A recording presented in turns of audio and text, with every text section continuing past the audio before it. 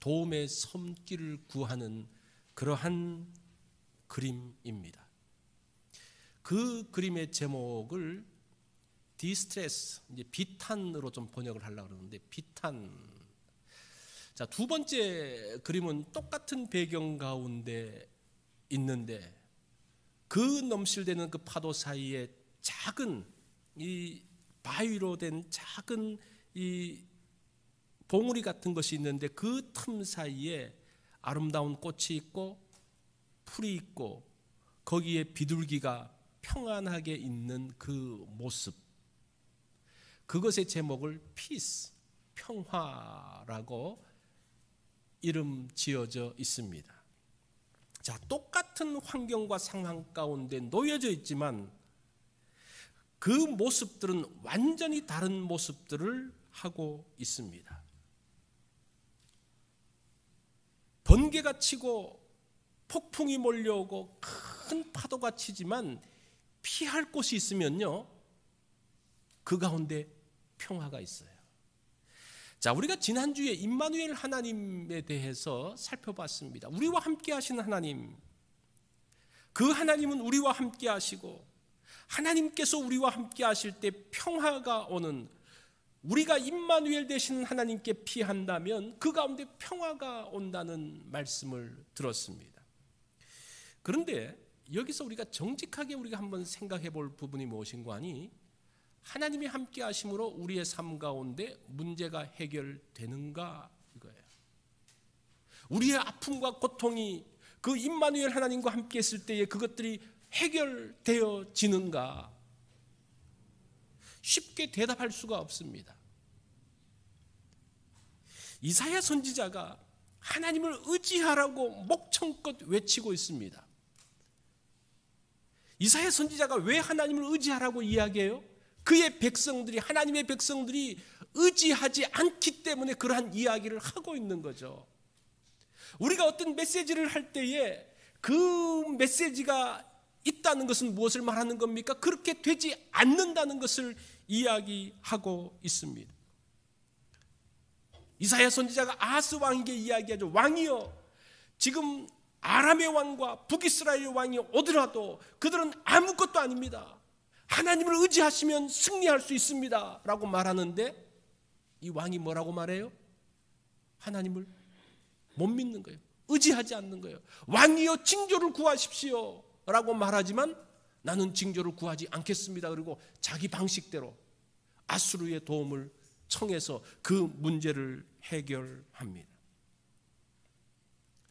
성도들이 예수 믿는다고 하면서도 예수님 말씀대로 하지 않는 이유가 무엇일까? 이게 요즘 제 고민이에요. 성도들이 그렇게 말씀을 보고 예수 믿는다고 그러고 믿음이 있다라고 하는데 실제 그 삶에서는 예수님을 의지하는, 예수님 말씀대로 사는 모습들이 드러나지 않는다는 거예요. 믿음이 있다라고 하지만 정작 큰 어려움이 닥쳤을 때는 그 믿음을 따라서 가는 것이 아니라 자기가 했던 옛날의 방식과 옛날의 경험대로 다시 돌아가는 그 모습, 그 갈등, 그건 아마 여러분들도 동일하게 갈등하고 있을 것입니다. 자, 오늘 그 고민을 똑같이 이사야가 하고 있어요. 오늘 이 말씀이 이런 우리의 고민에 중요한 답변이 될 것입니다. 자, 1절 말씀을 보면 전에 고통받던 자들에게는 흑암이 없으리로다. 옛적에는 여호와께서 스불론 땅과 납달리 땅이 멸시를 당하게 하셨더니, 이 스불론과 납달리 땅은 멸시당하던 땅이라고 이야기합니다. 이 스불론과 납달리가 어디에 있는가? 제가 지도를 준비해 왔습니다. 이 납달리와 스불론은 북쪽에 이렇게 나란히 있는 곳입니다. 이 지도, 성경의 지도를 배우시는 분들은 저 길이 이제 해변 도로로서 주로 군사들이 움직이는 도로라는 것을 여러분들이 이제 아실 건데, 군대가 들어오면요 다 저 길로 들어와요. 그러면 북쪽에서부터 아람이 들어오든지 아수르가 들어오든지 바벨론이 들어오든지 누가 들어오든지 간에 가장 먼저 이 당하고 피해를 보는 사람들이 누굽니까? 납달리 사람들과 스불론 사람들이라고 이야기합니다. 그러다 보니까 그 사람들 가운데는 평화가 없었습니다. 늘 불안한 거예요. 그래서 이곳은 어둠의 땅이었습니다. 한국의 최전방에 근무하는 군인들이 있는데 이분들은 총알바지라고 그러더라고요.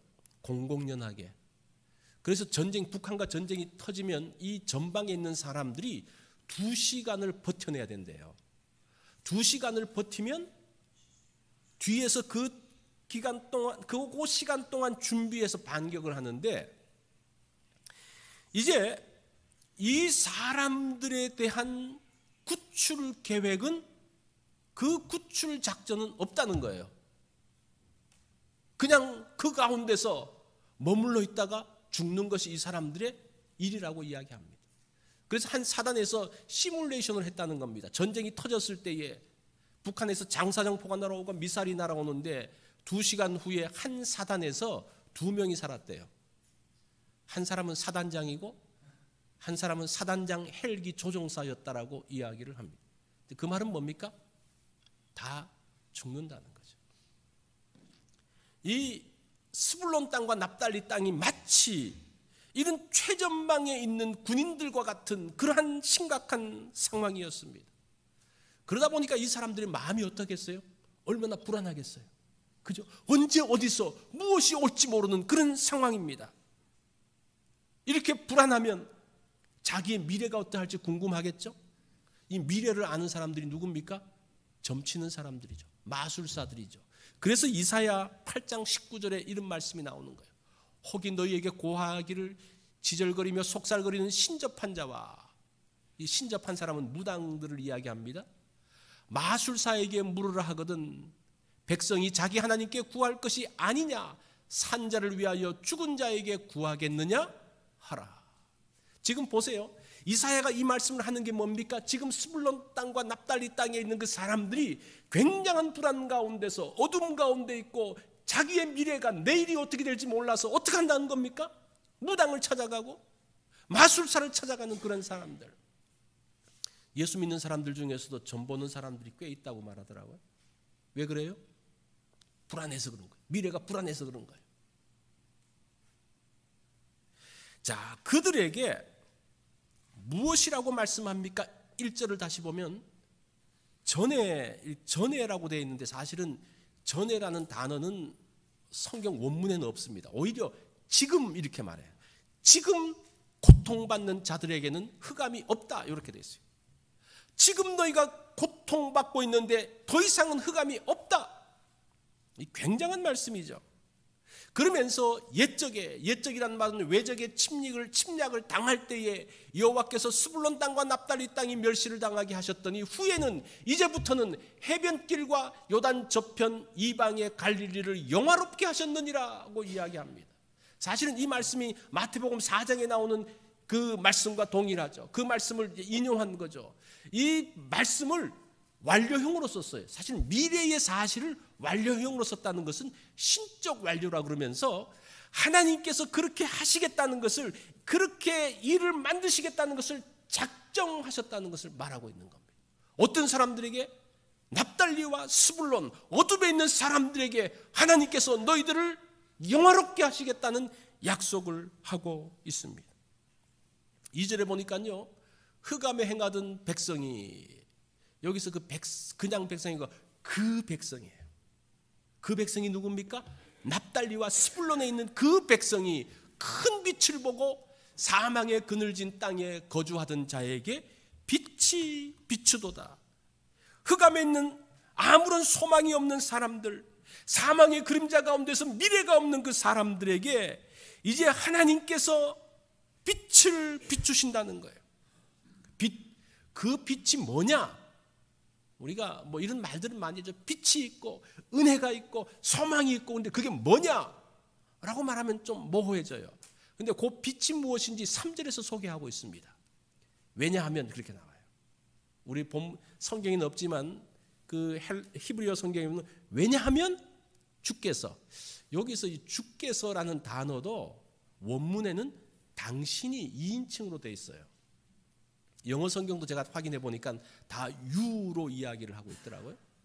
이 당신이라고 하는 말은 무슨 말인가 하니 하나님을 보면서 직접적으로 말하는 뉘앙스가 지금 3절 가운데 깔려 있다는 거예요. 주께 3인칭으로 모호하게 쓰는 것이 아니라 내 앞에 계신 하나님 당신이 그런 말이에요. 당신이 이 나라를 창성하게 하시며 그 즐거움을 더하게 하셨으므로 추수하는 즐거움과 탈취물을 나눌 때의 즐거움 같이 그들이 주 앞에서 즐거워하오니. 자, 이 3절에 무슨 단어가 많이 나옵니까? 즐겁다라는 단어가 4번이나 나와요. 즐거움, 하나님으로 인한 즐거움. 그런데 이 하나님으로 인한 즐거움이 무엇인가 하니 2절에서 말하는 빛이 즐거움이라는 거예요. 실제적인 모습들. 그런데 이 즐거움이라는 단어가 3번은 마음이 그냥 흡족한 상태로 나오는데 한 번은 어떤 단어를 쓰는 거 아니 야길루라 그래서 기뻐서 그냥 뱅뱅뱅뱅 도는 거. 이 탈취물을 나눌 때는 아마 그런 기쁨이 있는 모양이에요. 막 기뻐서 운동선수들이 이기고 난 다음에 어떻게 하면 둘러서 가지고 그냥 막 바짝바짝 뛰는 그 있죠. 그 기쁨, 그 즐거움이 누구로부터 나온다는 겁니까? 하나님께서 그 땅을 구원하시고 그 땅에 빛을 비추실 때의 그 큰 기쁨이 그들 가운데 임한다라고 이야기를 합니다. 하나님의 빛은 마음에만 머물러 있지 않습니다. 우리의 생각 가운데만 있는 것이 아닙니다. 실제 우리의 삶 가운데 그 빛이 무엇으로 나타난다는 겁니까? 즐거움으로 나타난다는 거예요. 그래서 우리가 이 즐거움을 갖는 게 굉장히 중요해요. 우리가 마음이 즐거울 때에 하나님께서 어떤 상황들을 통해서 우리가 마음이 즐거울 때 그 즐거움을 표현하는 것이 바로 찬양이에요. 그 즐거움을 이게 노래하면서 즐거움을 표현하라는 게 아니라 내가 즐거워하면서 감사합니다.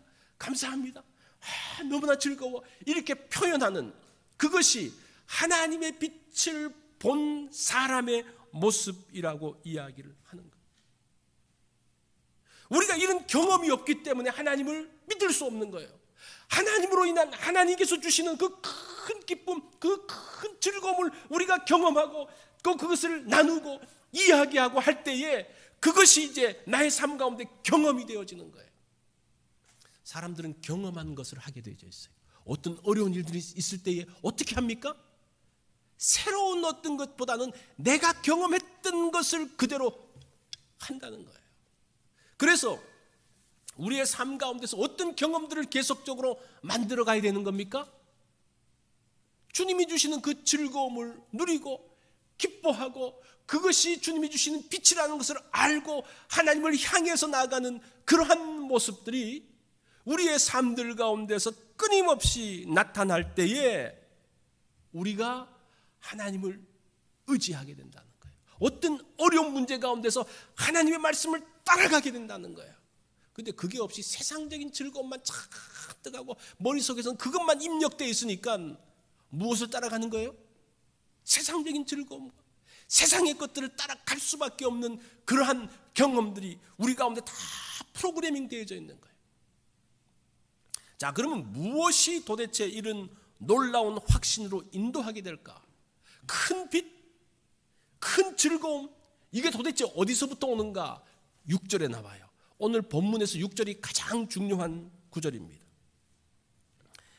자, 6절은 구원자이신 메시아에 대한 예언입니다. 바꿔 말하면 예수님에 대한 예언이죠. 거기 보면 뭐라고 말합니까? 이는 한 아기가 우리에게 낳고 한 아들을 우리에게 주신 바 되었는데 그의 어깨에는 정사를 메었고 그의 이름은 우리 다 같이 한번 해볼까요? 그의 이름은 기묘자라 모사라 전능하신 하나님이라 영존하시는 아버지라 평강의 왕이라 할 것임이니라. 자, 구원자이신 메시아, 구원자이신 예수 그리스도를 누구로 소개하고 있습니까? 아기로 소개하고, 한 아기, 또 한 아들로 말하고 있습니다. 자, 왜 구원자이신 예수 그리스도를 아기로 이야기할까? 아기라 그러면 굉장히 나약한 이미지가 나오는데 이 아기라고 표현한 이유가 뭘까? 사실은 구약 성경을 보면 새로운 시대의 다른 세대를 표현할 때에 아기라는 단어를 씁니다. 출애굽기 1장에 한 아기가 출생합니다. 누굽니까? 모세예요. 이 모세를 통해서 어떤 일이 벌어져요? 이스라엘 백성들을 구원해서 노예에 있던 이스라엘 백성들을 자유인으로 만드는 그 변화의 첫걸음이 누굽니까? 모세라는 아기라는 거예요. 사무엘상 1장에 보면 또 한 아기가 나옵니다. 그는 누굽니까? 사무엘이에요. 그 사무엘, 보세요. 사사기에 그 암울했던 자기의 소견대로 행했던 그러한 시대 가운데서 이제 사무엘상이 시작되면서 한 아기가 등장하는데 그 한 아기 사무엘을 통해서 모든 혼돈이 끝나게 되는 것을 보게 됩니다. 자, 예수 그리스도를, 자, 이러한 그런 메타포, 이러한 그 은유적인 그 표현 가운데서 구원자이신 예수 그리스도를 한 아기라고 이야기했을 때 지금 어떤 뉘앙스가 있다는 겁니까? 새로운 시대에 대한 뉘앙스가 그 가운데 깔려진다라는 겁니다. 아기를 통한 새로운 시대를 말하고 있습니다. 두 번째는 한 아들을 이야기합니다. 한 아들은 왕의 아들을 이야기해요. 그러니까 아기라는 상징과 아들이라는 상징이 달라요. 그래서 다르게 표현하는 겁니다. 한 아들이라는 것은 시편 2편 7절에 보면 철장을 가지고 세상을 통치할 새로운 왕을 이야기하고 있습니다. 그래서 어느 한쪽에만 초점을 둬서는 안 됩니다. 한 아기라고 했을 때에 새로운 왕을 이야기하고 한 아들이라고 했을 때 강력한 왕을 이야기한다는 거예요. 그래서 새로운 왕이 오시는데 그분은 누구시라는 겁니까? 강력한 힘을 가지신 왕이라고 이야기를 하고 있습니다. 자, 이 새로운 시대를 이어실 한 아기, 한 아들은 그의 이름이 뭐라는 겁니까? 누군가, 그가. 자, 이것도 제가 다시 한번 번역을 해보면 그는 하나님이죠. 그냥 우리 성경은 그의 이름은 뭐 그렇게 나오는데 좀 더 정확하게 말하면 그가 하나님이 그의 이름을 말하기를, 여기서 그 이름이라는 것은 어떤 이름이라기보다는 그 역할, 어떤 기능으로 좀 더 생각을 해볼 수가 있습니다. 자, 그 예수님은 다양한 역할과 기능을 하는데 그 역할로 인해서 어둠이 물러갑니다. 사망의 그들이 물러갑니다. 그 가운데 빛이 임하고 그 가운데 큰 즐거움이 임하게 된다라고 말씀을 하고 있어요. 그 예수님의 역할이 네 가지로 나옵니다. 첫 번째가 뭡니까? 기묘자라 모사라. 사실 우리 성경은 여기 콤마를 찍어놨는데 원문은 콤마가 없어요. 그래서 기묘한 모사라 이렇게 번역을 하는 게 바로 하는 겁니다. 그래서 그 영어 성경에는 원더풀 카운셀러라고 말하는데 놀라운 조언자 뭐 그렇게 말을 하면 되겠습니다. 우리의 문제, 우리를 두렵게 하는 상황이 있으면 누군가에게 도움을 청하죠. 조언을 구하죠. 상담을 받죠. 우리 인생은 태어날 때부터 계속 상담하면서 사는 것 같아요. 상담하고 조언받고, 어릴 적에는 누구에게 주로 상담하고 조언을 받습니까? 엄마에게, 아빠에게. 이거 어떻게 하면 돼요? 뭐 계속 묻죠. 조금 커면서 학교 가면 선생님과 대화를 하면서 선생님에게 조언을 듣습니다. 좀 더 커지면 뭐 자기 친구들하고도 뭐 이렇게 하기도 하고. 그런데 우리가 많은 상담과 조언을 들었는데 어떤 상담과 조언은 정말 도움이 됐지만 어떤 상담은 우리에게 오히려 상처를 주고 우리의 마음을 아프게 했던 것들이 있는 것을 보게 됩니다. 사실 보면요, 유익했던 조언보다는 우리를 아프게 하고 힘들게 했던 조언이 훨씬 많아요. 우리 인생은 어차피 태어나서부터 죽을 때까지 계속적으로 조언을 듣고 상담을 받으면서 사는데 우리에게 상담해 줄 수 있는 분이 있는데 그분은 누구라는 겁니까? 예수 그리스도라는 거예요. 그분은 놀라운 조언자라고 이야기하고 원더풀 카운셀러라고 이야기하고 있습니다. 우리에게 가장 적합한 것을 알려주시고 우리의 그 모든 상처를 싸매주시는 그 예수 그리스도, 그 예수 그리스도 앞에 왔을 때에 빛을 보게 되어지고 큰 기쁨을 누리게 된다는 겁니다. 어둠 가운데 있었던 사마리아 여인이 있었죠. 그 여인은 계속적으로 남자를 바꾸면서 만났지만 그 마음 가운데 계속적으로 어둠과 암울함이 있었습니다. 그 사람이 예수님을 만나서 이야기하잖아요. 그 얼마 동안 이야기했는지 그 얼마 동안 이야기하고 난 다음에 그 여인이 완전히 바뀌어졌습니다. 놀라운 상담자입니다. 이 삭개오는 돈을 따라서 살았던 사람입니다. 이 돈을 따라서 살면요, 사람이 얼마나 무서워지는지 몰라요. 돈을 위해서면 무엇이든지 하는 사람, 무서운 사람이잖아요. 이 원래 세리가 그런 사람들이에요. 그런데 이 사람이 예수님을 만나고 난 다음에 어떻게 합니까? 돈보다 사람을 더 소중하게 생각하기 시작합니다. 어떻게 이렇게 바뀝니까? 예수 그리스도가 우리의 놀라운 조언자시고 상담자이시기 때문에 가능하다는 겁니다. 우리의 문제와 우리의 어려움 가운데서 우리가 어디에 가면 빛을 볼 수가 있습니까? 예수 그리스도께 가면 되는데 그 예수 그리스도가 누구예요? 예수님은 말씀이라고 그래요. 그죠? 태초에 말씀이 계시니라. 그 말씀이신 예수 그리스도, 그분이 우리의 조언자라고 말씀을 하고 있습니다. 두 번째는 전능하신 하나님을 이야기합니다. 전능하신 하나님. 왜 전능하신 하나님이라고 이야기했을까? 그래서 그 신학자들은 하나님, 예수 그리스도가 하나님이심을 말하기 위해서 그랬다라고 말하는데, 사실은 이사야서를 쓸 당시는 그게 그 사람들에게 별로 중요하진 않아요. 그 사람들이 예수님이 하나님이라 오지도 않을 그 부분에 대해서. 그런데 이 단어를 원래 단어로 보면요, 그 히브리어는 기뽀르 엘이라는 단어로, 엘이라는 단어가 하나님이라고 말하기도 하지만 사실은 용사, 전사라는 뭐 그런 뜻도 있어요. 오히려 엘로힘보단 이제 그런 부분인데, 그래서 이것을 오히려 위대한 전사, 강력한 힘을 가진 용사라고 번역하는 것이 1차 독자들에게, 이사야를 서를 처음 보았던 사람들에게는 훨씬 더 와닿는 말이에요. 그 사람들은 이렇게밖에 느낄 수가 없죠. 자, 예수님은 강력한 힘을 가지신 분입니다. 외부의 어떤 적들도 단칼에 멸하실 수 있는 분이라고 이야기를 합니다.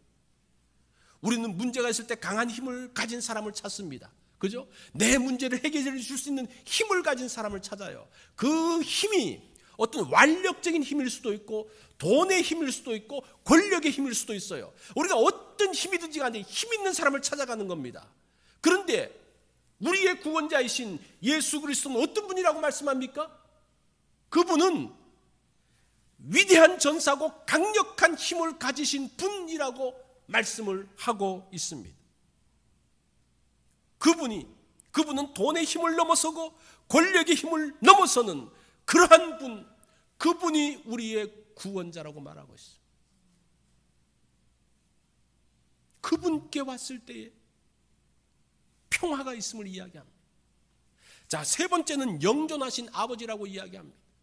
이 아버지라는 단어가, 영존하신 아버지가 이제 히브리어는 한 글자로 되어 있는데, 아비아드로 되어 있는데, 이 아버지는 아버지가 아버지일 수 있고 주인이 아버지고 왕이 아버지예요. 그래서 그 구약 성경 용례도 보면 주인을 향해서 아버지여라고 말합니다. 왕을 향해서도 아버지여라고 말하죠. 또 선지자를 향해서도, 엘리사 선지자를 향해서 아버지여라고 말하기도 합니다. 근데 이 아버지가 가지고 있는 이미지가 뭔가 하니 보호자라는 거예요. 보호자. 지켜주는 보호자. 하나님은, 예수 그리스도는 어떤 분이라는 겁니까? 우리의 보호자라는 거예요. 영존하시는 보호자라고 말할 때는 그분은 영원히, 사실은 우리가 도움을 한 번, 두 번은 받을 수가 있어요. 그러나 영원히 받지는 못합니다. 그런데 영원한 도움을 받을 수 있는 분이 있다면 아버지예요. 아버지는 끝까지 포기하지 않고 끝까지 도우십니다. 예수님은 그의 제자들에게 뭐라고 말씀하십니까? 내가 세상 끝날까지 너희와 항상 함께 있으리라. 마태복음 28장 20절에서 말씀하고 있죠.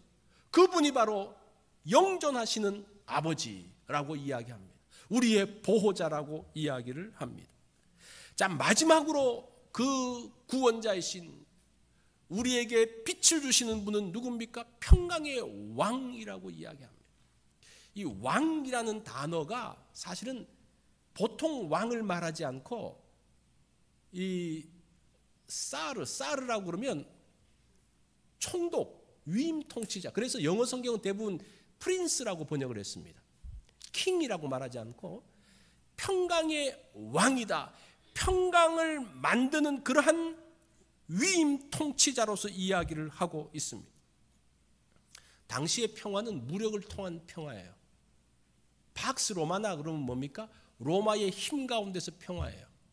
사실은 오늘날의 대부분 평화도 어떤 평화입니까? 힘 가운데, 질서 가운데, 법 가운데 평화죠. 어떤 자발적으로 있는 그런 평화지는 않습니다. 어떤 법 때문에, 어떤 문제 때문에 좀 늘 답답하게 느끼면서 뭔가 이게 안 지키면 안 되지. 뭐 그런 평화. 그 평화가 아니라 예수님이 주시는 평화는 정의와 공평 가운데서 이루어지는 평화라는 거예요. 어떤 힘 있는 사람이, 어떤 돈을 갖고 있는 사람이, 사장님이 뭐 그럴 수도 있겠죠. 너 이렇게 안 하면 돈을 안 줄 거야? 그러면 이제 잠잠하게 평화가 만들어지죠. 어떤 힘 있는 사람 앞에 시끄럽게 굴면 주먹이 날아갈 거야? 잠잠해지는 그런 평화가 아니라 정의롭고 공평한 평화. 힘 있는 사람이나 힘 없는 사람이나, 많이 배운 사람이나 배우지 못한 사람이나, 돈 있는 사람이나 돈 없는 사람이나 모두가 어떤 마음의 거리낌이 없이 누리는 그 평화, 그것이 바로 평화의 왕이신 예수 그리스도가 주는 평화라고 이야기합니다. 지도자들은 그렇게 말하죠. 정의와 공평으로 통치하겠다라고 이야기합니다. 이런 이야기들을 하잖아요. 기회는 평등하고, 과정은 공정하고, 결과는 정의롭게. 이 기가 막힌 이야기. 이게 이사야에서 나오는 이야기예요. 그런데 이것을 말은 하지만 지킬 수 있습니까? 못 지켜요. 왜냐하면 사람의 욕심과 죄성 때문에 지킬 수가 없습니다. 말은 그렇게 하지만 누구도 미국에서도 그렇고 한국에서도 그렇고 다 이런 말을 하는데 누구도 지키지 못하는 현실들을 보게 됩니다. 사실은 이것은 예수 그리스도를 통해서 이루실 나라라는 거예요. 다른 것들이 아니고 예수 그리스도를 통해서 이루는. 그래서 7절에 보면 뭐라고 말씀하는 거 아니? 그 정사와 평강의 더함이 무궁하며, 이 말이 어려운데 표준 세번역으로 번역하면 조금 더 이해가 쉬운데, 그의 왕권은, 이 정사는 통치권을 말하거든요. 그래서 이 왕권으로 번역해도 뭐 잘 번역된 것 같아요. 그의 왕권은 점점 더 커지고 나라의 평화도 끝없이 이어질 것이다라고 이야기합니다. 그 평화를 만드는 왕권이라고 우리가 이해할 수가 있습니다. 이 왕권을 가지고 통치하니까요, 4절에 보니까 뭐라고 말합니까? 주께서 미디안을 치시던 날처럼 그들을 내리누르던 멍에를 부수시고 그들의 어깨를 짓누르던 통나무와 압제자의 몽둥이를 꺾으셨기 때문입니다. 침략자의 군화와 피 묻은 군복이 모두 땔감이 되어서 불에 타 없어질 것이기 때문입니다. 표준 세번역의 번역인데 보세요. 평화를 이야기합니다. 평화. 예수 그리스도를 통한 평화. 이 미국의 상원의원 로버트 케네디가 마틴 루터 킹 목사가 암살되고 났을 때 그를 향한 헌시가 이런 내용입니다. 정치의 목적은 인간의 야만성을 길들이고 이 세계의 삶을 온화하게 만드는 데 있다. 정치가들이 좋은 말들은 다 했어요. 기가 막힌 말을 하는데 사실은 이렇게 되지가 않죠. 사실 말씀이, 인간의 야만성과 악함은 말씀을 통해서 길들여지는 거예요. 이것이 하나님 나라의 통치인 것을 보게 됩니다. 그런데 문제는 믿는 사람들이 지금 세상을 살면서 오히려 세상에 길들여지고 있어요. 믿는 사람들은 세상에 길들여질 사람이 아닌데, 세상에 길들여서는 안 되는 사람인데 세상에 지금 길들여지고 있습니다. 세상적인 평화를 따라가고 있습니다. 세상적인 힘을 따라가고 있습니다. 세상의 그 달콤한 것들을 따라가고 있습니다. 그래서 우리의 삶 가운데서 말씀대로 살려고 하긴 하지만 실제적으로 보면요, 어려운 문제가 생기면 세상 방식으로 나가는 게 이런 이유 때문이에요. 이미 우리가 어디에 길들여져 있습니까? 세상에 길들여져 있기 때문에 그래요. 이 길들여진 것에서부터 벗어나지 않으면요, 우리가 일평생 고민해도 말씀대로 살 수 없다는 거예요. 이 문제들. 이 세속화, 세상에 길들여진 이 세속화의 문제를 말할 때에 저는 비교라고 생각을 합니다. 왜 자꾸 세상에 물들여지는가? 비교하기 때문에. 나는 세상 사람들과 비교해봐서 세상 사람들 이전에 다른 사람들과 비교해서 내가 못한 것 같으면 스트레스를 받아요. 그래서 더 그것을 가지려고 그래요. 더 좋은 옷을 입으면 자기도 그것을 입고 싶어 해요. 그럼 어디 가서 맛있는 것을 먹었다 그러면 자기도 먹고 싶어 하는데 못 먹으면 그것 때문에 갑자기 불행해지는 거예요. 내가 지금 먹고 있는 음식이 나쁜 음식도 아니고 좋은 음식인데 갑자기 다른 사람과 비교하니까 갑자기 그게 불행해지는 거예요. 그러다 보니까 자꾸 어디로 원망이 되어져요? 주변에 다 원망이 되고 나중에는 결국 누구한테 원망합니까? 하나님께 원망하니까. 하나님께 원망하면요, 믿음이 생길 수가 없죠. 사탄이 비교하던 자였습니다. 누구하고 비교합니까? 하나님하고 비교하다가 그 아름다운 모습이 아주 추한 모습으로 태워졌던 것을 볼 수가 있습니다. 우리가 비교하지 않고 살면요, 행복할 거예요. 그러면 세상에 길들여지지 않을 거예요. 세상이 말하죠. 광고가 다 그거잖아요. 여러분이 멋있는 게 있습니다. 여러분도 해보세요.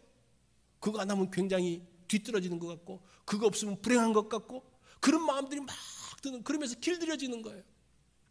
그게 어디서 시작된다는 겁니까? 비교에서 시작되어지는 거죠. 가정의 불행이 뭐에서 나오는 겁니까? 비교할 때 나오는 겁니다. 배우자를 자꾸 다른 사람하고 비교하면 그 가정이 행복해질까요? 불행해질까요? 불행해지는 거예요. 사탄의 가정이 되어지는 거예요. 왜냐하면 사탄이 비교하는 자이기 때문에. 아이들을 놓고 아이들을 지금 자꾸 다른 아이들하고 비교하면서 이 아이가 어떻게 되어지는 겁니까? 비참해지는 거예요.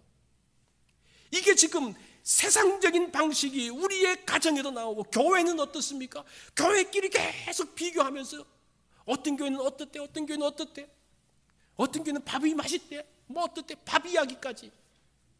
그런 끊임없는 비교 가운데서, 그 가운데서 말씀을 향하는 사모함이 있는 것이 아니라 그 비교 가운데서 누구는 잘났고 누구는 못났고, 누구는 좋고 누구는 나쁘고, 이 비교가요, 상대가 비교하면 평안은 사라집니다. 두 가지가 나와요. 현상, 우월감과 열등감만 나와요. 다른 사람과 비교해서 내가 괜찮으면 우월해지면서 교만해지고, 열등감에 빠지면 어떡합니까? 그러면서 비참해지고. 이 두 가지 가운데 사니까 평화가 들어오지를 못하는 거예요. 하나님의 평화가 우리 가운데 임했음에도 불구하고 이 비교의식 때문에, 이 세속적인 길들여진 그 비교의식 때문에 우리가 비참한 가운데 들어가게 되는 것을 보게 됩니다. 최초의 원자 폭탄을 제조하면서 감독했던 그 로버트 오펜하이머 박사가 이제 국회에 가서, 의회에 가서 이제 진술을 하는 거예요. 이제 원자 폭탄을 만들고 이거 얼마나 가공한 능력이 있는지를 쫙 설명을 했습니다. 이 의원들이 그 가공할 위력에 이 겁이 나는 거예요. 그래서 질문합니다. 이 원자 폭탄을 막을 방법은 없습니까? 미국이 지금 만들었지만 나중에 다른 나라가 만들었을 때 이것을 우리가 막을 방법은 없습니까? 라고 질문을 했습니다. 그때 이제 이 오펜하이머 박사가 있습니다. 그것은, 그러면서 좌중을 한번 쫙 살펴보니까 사람들이 긴장해서 듣습니다. 그 원자 폭탄을 막을 수 있는 방법은 평화입니다. 이렇게. 원자 폭탄을 막을 수 있는 게 더 강력한 수소 폭탄이 아니라 평화입니다라고 이야기해요. 평화. 평화만 유지되면요, 어떤 강력한 폭탄이 있더라도 그것을 다 막아낼 수가 있는 거예요. 그런데 이 원자 폭탄을 막기 위해서 세상이 하는 방식은 뭐예요? 수소 폭탄을 만드는 거예요. 더 가공할 무기를 만드는 거예요. 이 계속 비교하면서 발전시키고 있는 모습이죠. 오늘 본문에서 특별히 한 아기에 대한 이야기를 하고 있습니다. 아기는 평화의 상징입니다. 완고하고 딱딱한 사람도 손주 앞에서 무장해제가 됩니다. 그러니까 애를 보면서 그냥 애기를 보면서 그냥 까꿍거리고 그냥 뭐 그러고 옆에서 그 애 안고 그 사람을 보면요 꼭 바보 같아요. 이렇게 하는데 혼자 그게 평화스러운 모습, 평화스러운 모습이 무장 해제되어진 모습이에요. 그게 지금 아기의 상징인 것을 보게 됩니다. 이것이 예수 그리스도를 평화라는 겁니다. 예수 그리스도 앞에 아기로 나신 그 예수 그리스도, 새로운 시대는 무엇으로 되어진다는 겁니까? 무장해제하게 만드는 그 아기의 모습 가운데서 나타나게 됩니다. 우리가 평화의 주님을 안다면 우리는 주님을 전적으로 신뢰할 수가 있습니다. 주님만이 진정한 평화를 만듭니다. 우리 다 같이 기도하겠습니다.